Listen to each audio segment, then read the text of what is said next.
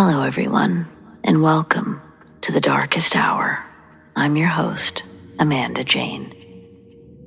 Picture yourself miles from the nearest sign of civilization, following a dusty road or winding path, one that seems to lead nowhere.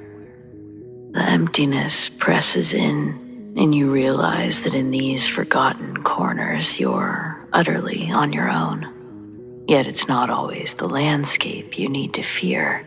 Sometimes it's the people who drift through these lonely places, figures with intentions you can't read, or acts so unexpected they defy explanation. We delve into the true accounts of those who encountered the strange and unsettling in the most isolated of locations, presenting some unnerving questions, and sometimes making it hard to decide which is more terrifying, not knowing who or what they are, or not knowing why they're there.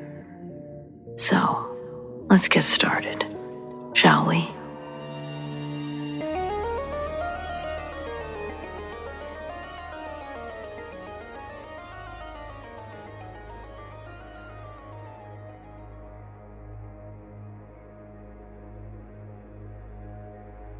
We didn't have a real Boy Scout or Brownie Scout troop when I was a kid, but we did have a few parents who took kids camping during summer breaks.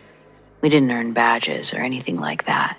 We mostly went hiking and roasted marshmallows with the occasional ghost story.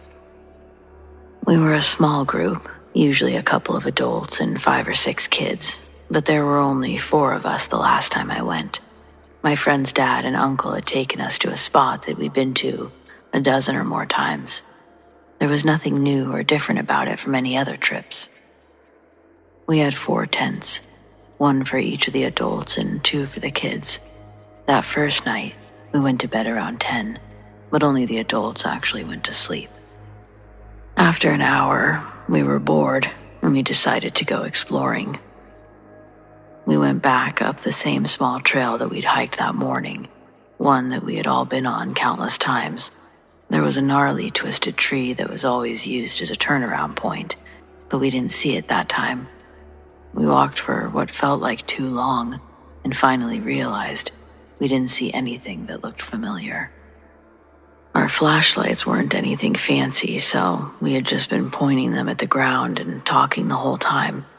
No one had really paid attention to where we were going. Assuming that we passed the tree, we turned back. Again, too much time had passed. We still never saw the tree or anything familiar. It was starting to look like we turned onto a different trail or something, but we didn't recognize anything. We knew the whole area well. One of us should have recognized something. That's about the time that we started hearing movement in the woods. It sounded like a big animal, but the biggest thing that we have is black bears, and none of us had ever seen one around the campsite. We tried to find the source with our flashlight, but the trees were too thick to see anything. Whatever it was coming closer, so we walked away, and then it started running, so we started running. Its footsteps were way heavier than a person's, and we could hear tree limbs breaking as it rushed through the woods. I've never run so fast in my life. I assumed the others were behind me, but I was too afraid to actually look back. I'm not sure how far or how long we ran, but eventually I fell down. 2 of my friends were behind me and stopped to pull me up. That's when we realized it was quiet again. Nothing was chasing us, and we recognized the path we were on, finally. I'm not sure how we got to it. It was a different one from where we started, and they weren't supposed to connect, but we never actually left the trail. We yelled for our missing friend, but he never appeared. It was almost daylight, even though we hadn't been gone nearly long enough for the sun to be up. So we went back to camp. We hoped our friend would already be there, but we only found 2 angry, hungover chaperones looking everywhere for us. It felt like we were gone for maybe an hour or 2, but it had been over 6 hours. We were made to stay at camp while the adults went to look for our missing friend. They were gone for over an hour and came back empty-handed. We called the police after that and spent the rest of the day being interviewed while search and rescue took over. They never found a trace of our friend or anything that could have been chasing us. Everyone treated us like we made the whole thing up, but they never found any discrepancies in our stories. There were no more camping trips after that. Nobody would have wanted to go even if someone had tried to organize one. A lot of people blamed the chaperones, even though they genuinely did nothing wrong. I just have no frickin' clue what happened that night, no matter how many times I tell this story.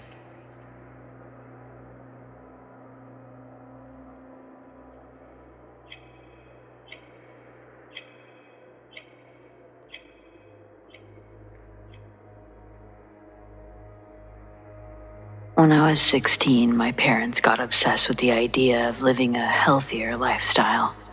They started with gym memberships, but that got expensive and impractical. Instead, they started jogging twice a day, and that eventually led to hiking, which turned into a camping interest. Nowadays, most people do research on YouTube before diving into new interests, but my parents have always been learn-on-the-job people. Our first outing was to a campsite 20 minutes from our house. They had vending machines, outhouses, and fire starter logs all over the place. And I get it. There's a bunch of camping styles out there. But doing well at a site like this does not mean you're ready to buy an RV and drive into the middle of the woods. They had no clue how to service an RV, but let's start with the camping supplies. We had drinking water, but no food because we were going to live off the land. They bought candle lanterns to be more authentic. Well, guess what? You can't see shit with a freaking candle. Worthless. Heaven forbid we have real flashlights. We had fishing poles, but no bait because nothing beats a fresh worm. As far as actually getting there, even my mom was appalled by the poor planning. Though I'm not sure why she trusted Dad with it in the first place. He didn't actually pick a place or route. He just found a wooded area with a body of water on the map and drove to it. We drove around for a bit until we saw an ATV trail and went on it. A few miles deep, we got a flat tire. Dad put on a spare, the single spare, and we continued forward. About 5 minutes later, we got another flat. Dad said that we could make it on a donut, and off we went. Eventually, we ran out of trail, so you'd think that we'd circle back or camp on that spot, but no, my parents thought that we could squeeze in like it was a goddamn parking lot. We made it an extra 50 feet and lost a side mirror before they admitted defeat. The spot that we had to stop on was covered in roots. The back of the RV was noticeably higher than the front. It felt like walking around on one of those fun houses without the mirrors. There was no pond in sight, but it was supposedly a short hike ahead, which it was pretty generous to call it a pond, but it was there all right. Dad wanted to get some worms and fish for dinner, while Mom got a fire ready. Unfortunately, the ground was covered in so many roots and overgrowth that it was nearly impossible to dig. I didn't try too hard because I already knew that there was no fish in that oversized puddle, but there's no arguing with my dad when he's sure about something. After a half hour, he'd come up with 2 of the most pitiful worms I'd ever seen, and we got our lines in the water. That also took a few tries, because casting too hard put the hook on the opposite bank.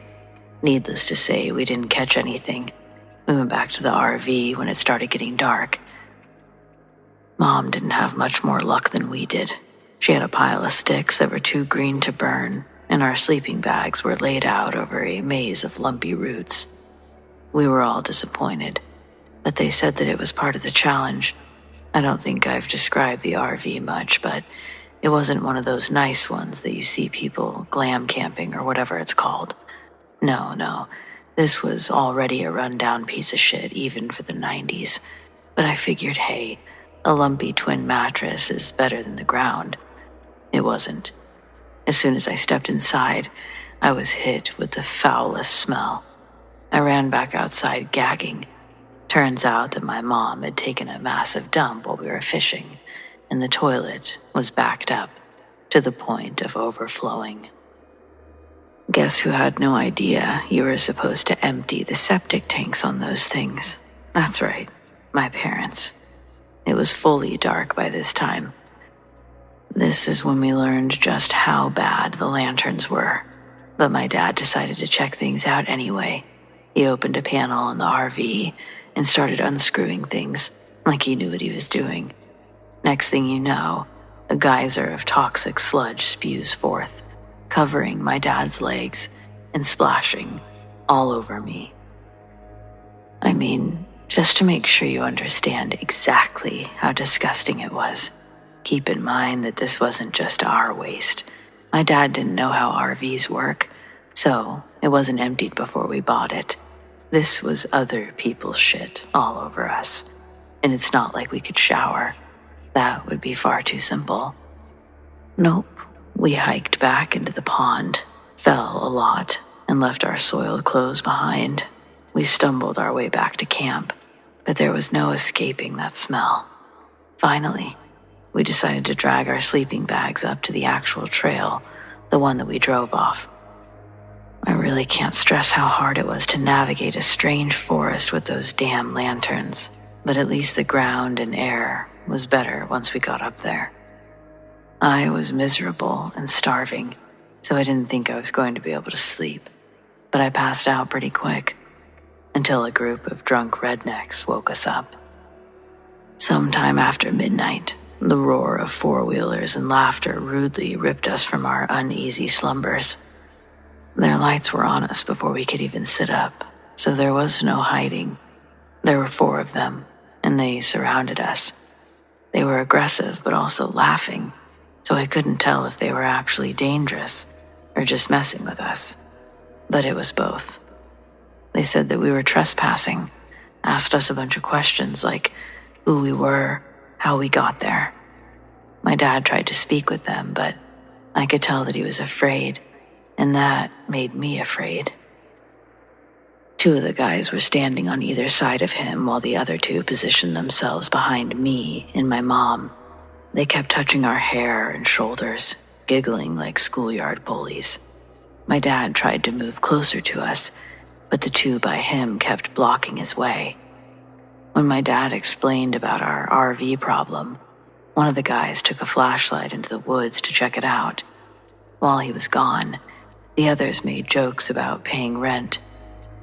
Said my mom and I could pay him if my dad didn't have any cash. At 16, I understood what that meant just fine. And that's when the real terror set in. At the time, I expected my dad to do something, but he was one small man against 4 huge guys. At least one of them had a gun on their waist, so there was really nothing that my dad could do besides try to talk our way out of it. When the guy came back from the RV, my backpack was slung over his shoulder, and it looked pretty full. He stole a bunch of our stuff, but none of us were dumb enough to complain. He told his buddies that we were really stuck there, and everyone started laughing again. They told us to get on their 4-wheelers and they'd take us to their house to use a phone, but obviously we didn't want to go anywhere with them. When we refused, they stopped laughing and tried to make us. They grabbed us, we started screaming, and there was the briefest struggle before we heard more 4-wheelers coming our way.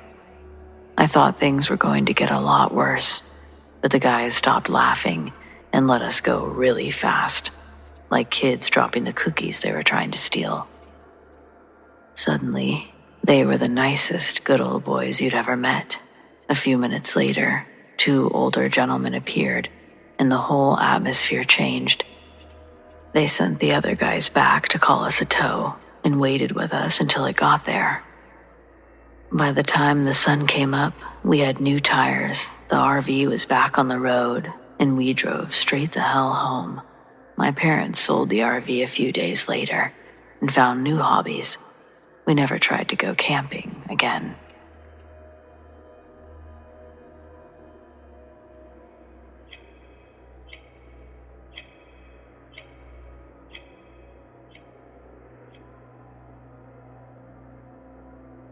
I was driving home after another late night at work. The road was pitch black, the kind of darkness that kind of swallows everything around it except for the narrow beam of your headlights. Out here in the middle of nowhere, it was just me, the trees, and the occasional nocturnal animal darting across the road.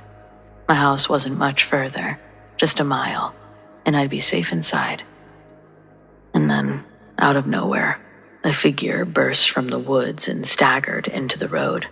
I barely had time to react. I swerved hard, adrenaline instantly flooding my veins as my tires skidded on the gravel road. The figure was a woman, her body illuminated in the flash of my headlights. She was covered in blood. Her face was that of someone who was terrified, and she screamed, waved her arms frantically. My first instinct immediately wasn't heroic. I was panicked. My heart pounded as I veered around her, gripping the steering wheel so tightly I remember my knuckles cracking. For a fleeting, shameful moment, I thought about just driving on. But as soon as she disappeared from my rearview mirror, guilt and fear overtook me. What if she was seriously hurt? What if she needed help? What kind of person would I be if I just left her there? I slammed on the brakes, and the woman was running towards my car now, limping, clutching her side. She looked like she could collapse at any moment. I unlocked the door and rolled down the window. My voice was shaking as I asked, "Are you okay? What happened?" Her words spilled out in a frantic rush, barely coherent. Her boyfriend had attacked her, beaten her, and he wasn't far behind. He was in the woods, she said, chasing her. The way her wide, desperate eyes darted toward the tree line made my stomach hurt. "Get in," I said, my voice firmer than I felt. The second she climbed in, I hit the lock button and stomped on the gas. My hands were trembling on the wheel. I kept glancing in the mirrors, half expecting to see a shadowy figure charging out of the woods. "We need to call the police," I said, fumbling for my phone with one hand while keeping the other on the wheel. My brain felt like it was moving through molasses. I was struggling to process what was happening while also scanning the road ahead and the darkness behind us. Her voice cracked as she begged me, "Please don't stop. Just don't stop. He'll catch us." I had no intention of stopping, though I doubted he was going to catch up with us on foot, certainly not with how I was driving. But there was no way I was going to wait on the side of the road with some violent maniac on our heels. I did call 911, my voice shaky as I explained the situation to the dispatcher. The operator asked me to wait for an officer to arrive at our location, but I cut her off, my voice sharper than I intended. "No, I'm not waiting. I'm taking her to the hospital. If he's out here, I'm not sitting on the side of the road like a sitting duck." The dispatcher relented, agreeing to have officers meet us at the hospital. I pushed the car as fast as I could dare. My eyes were flickering between the road, the rearview mirror, half expecting to see headlights. When we finally reached the hospital, the bright lights of the emergency entrance felt like a lifeline. 2 police cruisers were already waiting, their blue and red lights flashing. I pulled into the drop-off lane, and the woman bolted out of my car, collapsing into the arms of a waiting nurse. I sat there for a moment, gripping the wheel. My body was still vibrating with adrenaline. Even as the police took my statement, I couldn't shake the feeling that the man that she was running from might have been closer than I realized, just out of sight, watching us the whole time.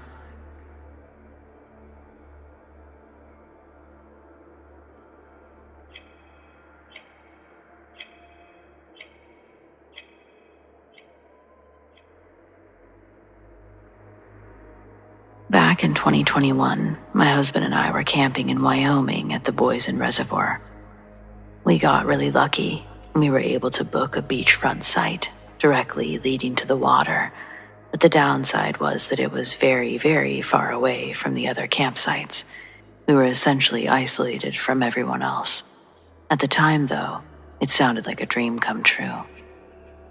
The thing about Wyoming is that it's so desolate to the point where it's pitch black and eerily dead silent once the sun is gone. We set up our camp, enjoyed our fire, but shortly after that, a random SUV with blacked out windows came driving down our road and into our sight. They drove towards us. My husband tried to wave at them in case they were lost and needed help, but instead they ignored us and drove down to the beach, stayed there for about 5 minutes, turned around and went back up the way they came. We immediately got a bad vibe. My husband told me to throw everything in the car, and he kept shining the flashlight toward the beach because he had a feeling that they had dropped someone off to watch us. After we packed up, we got in the car and hauled ass. Lo and behold, the same car drove back into our campsite, and when they saw us leaving, they actually started to chase us. Mind you, the roads in Wyoming are bumpy and unkept, especially in the wilderness. On top of that, enormous wildlife that wanders in and out of the streets. My husband said, "I have to go fast. Are you okay with that?" And I said, "Just go and get us out of here." We were easily going over 80 miles an hour down these windy roads and even through a canyon. They were on our tail for about 10 minutes until we lost them after passing through the canyon. Most terrifying experience of our lives. We think about it to this day, wonder what could have happened if we didn't listen to our gut at that moment.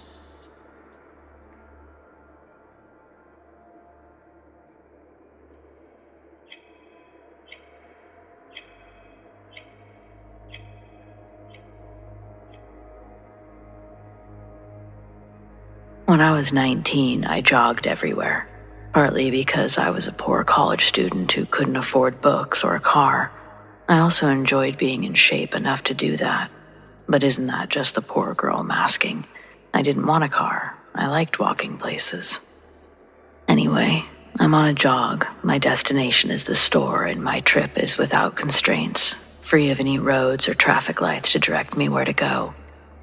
My trip takes 20 minutes longer than driving, and it's cold, but again, no traffic lights beaming their fascist red, yellow, green nonsense. I'll take the interurban bike trail on foot any day. The sun was shining that morning. Walking through the trail, I looked up into the trees and spotted a dove with the whitest feathers I'd ever seen. It was perched on a branch, staring down and watching me as I passed underneath it. As the trail twisted and turned, it wound through residential parks, lakes, and a golf course. My walk to the store didn't take me all the way to the golf course, but it did take me through a few residential parks.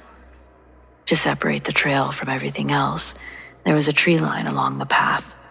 On the other side of a few of these large pine trees, there was a grassy clearing that looked like it could have been out of a movie. The sun reflected off the morning dew on the grass. I'd walked past this park almost daily, but for some reason that day, its picturesque beauty was noteworthy. I hadn't planned on leaving the trail, but then I saw another white dove. This one was in the clearing, bouncing around in the grass. Then, a rabbit ran past the dove. Its fur also had a vivid white shine. It almost collided with the dove as it skittered past. If I wanted to see further into the clearing, I had to leave the bike path and walk through a row of trees and unkept brush. When I was so entranced by seeing all these animals together like this, I had to see if there were more of these albino animals hanging out in the clearing. When I fully crossed over, I saw a man standing next to a large wooden trunk in the middle of the clearing. He hadn't seen me yet. As I was approaching from behind, he stood next to his trunk. He would occasionally lean into it, his feet almost leaving the ground as he reached to the bottom. He wasn't a tall man, but the trunk he was reaching into was exceptionally large. Every time he did this, he would pull out another all-white rabbit or dove, and then release it into the grass or toss it into the sky to fly away. I followed one of the dove's flight paths with my eyes, and that's where I saw that all of the trees around had doves on their branches, at least a dozen or more scattered across them. Scattered around the clearing were more empty black cages with their doors propped open, their inhabitants long gone. When he finished, he closed the lid of the trunk and sat on it with his hands clasped in his lap. The animals he'd let go of were beautiful, but what concerned me was the idea of these foreign species messing up the ecosystem of the park. The rabbits in particular. They would multiply, and less than a year later their offspring had indeed become a fixture in this park. I walked right up to him. He was facing away from me, and he jumped when I said, "Excuse me." Before the man turned around, he snapped back in a gruff tone, saying he'd already apologized to my dad for the incident and he couldn't give refunds. The comment made no sense to me, and I lost my train of thought regarding the animals. "What?" I asked. And that's when he turned to look over his shoulder at me. "You from the party?" he asked. "No, I'm from over there," I said, pointing to the bike path about 20 meters away. Then I remembered why I was talking to him. "I saw you releasing those animals from the bike path, and I wanted to know what you were doing." The abrasive tone he'd initially started with softened as he introduced himself. His name was Abbott, and he was a self-proclaimed, world-renowned illusionist who had once shared the stage with the greats like David Copperfield, Penn and Teller, and a few Italian-sounding names I didn't know. While Abbott sat atop his magician's trunk, going on about his accolades, he gestured for me to come sit next to him without skipping a beat. He was an older man who I thought, in that moment, just needed someone to talk to. He wore a fitted, theatrical black tux with a white undershirt, a large red bow tie. It looked intentionally too big for his small stature. It was easy to imagine Abbott using his height as an advantage during his routine. Before I approached him, it was almost comically inviting to watch him lean so far into the trunk, trying to pull the cages out. There was an open stepladder I used to climb up and sit on the trunk. I scooted close enough to hear him, but I wasn't invading his personal space. Abbott hadn't stopped talking about the golden age of magic when I noticed a few of the rabbits still hopping around a few meters from us. The doves hadn't left the trees either. It was like they didn't know what to do with themselves out of captivity. When Abbott finally paused to take a breath, I asked him why he was releasing all of his animals. "Today was my last performance," Abbott said. "I'm retiring, and it's only fair that they be freed from the shackles of this industry as well." I asked why a world-renowned illusionist would be booked to perform in a podunk town like this. With a spiteful groan, he told me that it was for some rich, ungrateful brat's birthday. The dad had written him a check that would cover his rent expenses for the next 5 to 6 months, enough time for him to figure something else out. I asked if the birthday was really that bad enough for him to quit a job he loved. Abbott was quick to correct me. It was a job he used to love, but the job didn't love him back. Time after time, he thought, this is the performance that will get me noticed. But Copperfield's agents had stopped returning his calls after their contract ended. Abbott still drew crowds on his own in smaller venues, but for a fraction of what other magic acts earned. He blamed his downfall on the rise of live street magic, particularly David Blaine. His theatrical stage style had fallen out of favor. If you weren't already a household name, you were forgotten. We sat side by side, staring into the field, watching as white rabbits and doves wander around. Out of the corner of my eye, I saw him pull something from his coat pocket. When I looked over, Abbott was holding a black pistol and put it into his mouth. My heart stopped. as he pulled the trigger over and over, but the gun didn't fire. He glanced at me, then took the gun out of his mouth. "Oh, I'm so sorry," he said.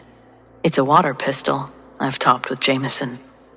He offered me a pull, but I respectfully declined, suppressing the terror shakes. I thought I was going to watch him blow his brains out. The whole situation felt like it was leading to that. The releasing of the animals, the angry day drinking, the life story confession. When I saw the gun, I was more like, dang, you're not going to wait until I leave? But Abbott didn't. He stayed alive, at least for the moment. Though his behavior was still unsettling, I learned a lot about Abbott in our short time together. I find out he's a proper drunk, that he's been drinking since before the kid's birthday.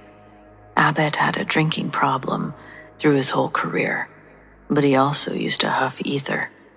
Out of respect, I'll also mention that he got clean from the ether, but stayed strong with his alcohol consumption. But while he was on all of it, he showed up all messed up to one of his performances at an exhibition hall overseas. It was some big event put on by a royal family. As the competition for magician gigs narrowed, Abbott had begun incorporating more and more dangerous stunts into his routine.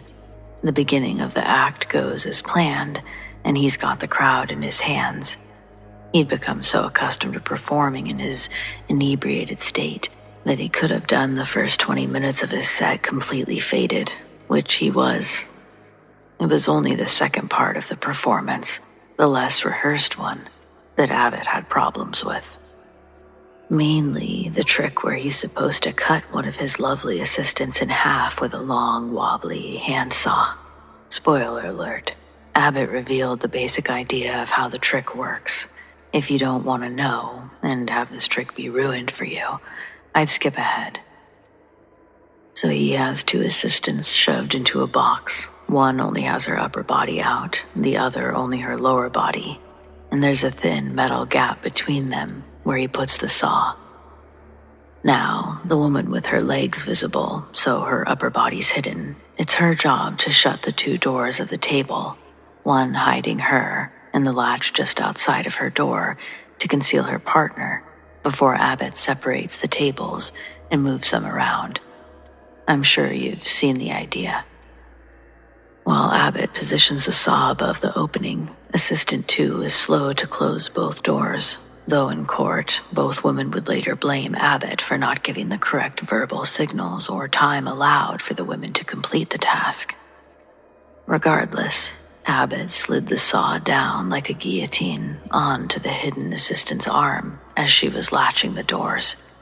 He felt the blade stop, and he thought that it jammed, so he really started to put his weight into it, the sawing, that is. And his efforts were not in vain. The saw did begin to move faster, and soon he was through the box. The audience was the first to see the blood, but they all thought it was part of the show, so they continued to cheer. It was only brought to Abbott's attention that something was wrong when he did the separation bit. That's when he and Assistant 1 saw the other girl hanging out of the box. Her left arm had been sawn completely through, and she was unconscious from the pain. The padding inside the boxes Abbott built with their comfort in mind only muffled the woman's screams and would have alerted them to an emergency. The lady lived and sued Abbott for everything, and nothing was ever at the level he'd previously been at. Nobody would work with him and his act, his tricks. It wasn't a solo gig. Now it was when I met him. Years of degradation eroded his act down to hat and animal magic, parlor tricks for rich, ungrateful kids. He said it paid the bills, but his soul died in the process. Shaking his alcohol pistol in my direction again, he told me, "Don't live to pay the bills. The world doesn't give a fuck about you." I was 19 hearing all of this, and Abbott was both scarring and inspiring me.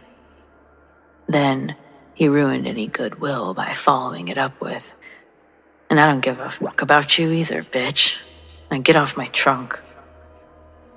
Offended, I instantly hopped off. Abbott did too, landing on the ground at the same time as me. I turned towards him, unsure what to say. He lifted the lid of the trunk that we'd been sitting on, climbed in, and closed it behind him. I stood there, not sure how to handle myself, but he never came back out. I didn't want to stand there all day, staring at the magician's trunk, waiting to tell him that he'd hurt my feelings. No, I decided to call the cops. I don't know what time they did arrive, but when they did, they said they couldn't find the large wooden chest with the purple felt and gold trim like I'd described. All they found were the white doves still perched in the trees.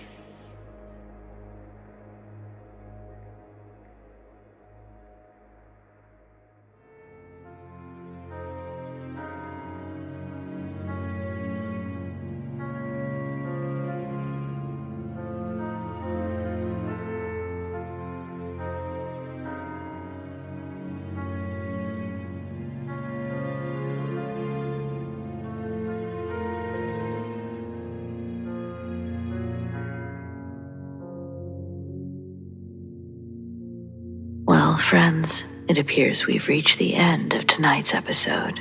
Thanks for joining me. Whether it's your first time or you're a regular, your support means the world over here. We've got brand new episodes every Friday night, and keep those eyes open for those deep sleep videos. And of course, subscribe, tap the bell, and you'll never miss a thing. Special thanks to the Darkest Hour channel members, Lori TESDAHL, Sarah Marie, Robert Bailey, T COLTDADDY Eagle, Mallory Dominguez, KARI WATKINS, and PILAR G.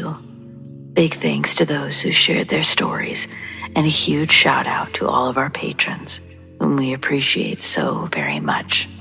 Tracy S, Mary H, Tanya F, Tamara K, Monica L, ZoeWatt, Chelle B, Donald C, Marion T, Rat Girl, Alisha S, Erin G, Nikki H, Mr. Revenant, Naz K, Brendon G, Paul T, Nicholas C, Tony P, Lissane, Arlene F, Adrienne, TF Parham, and Jason G.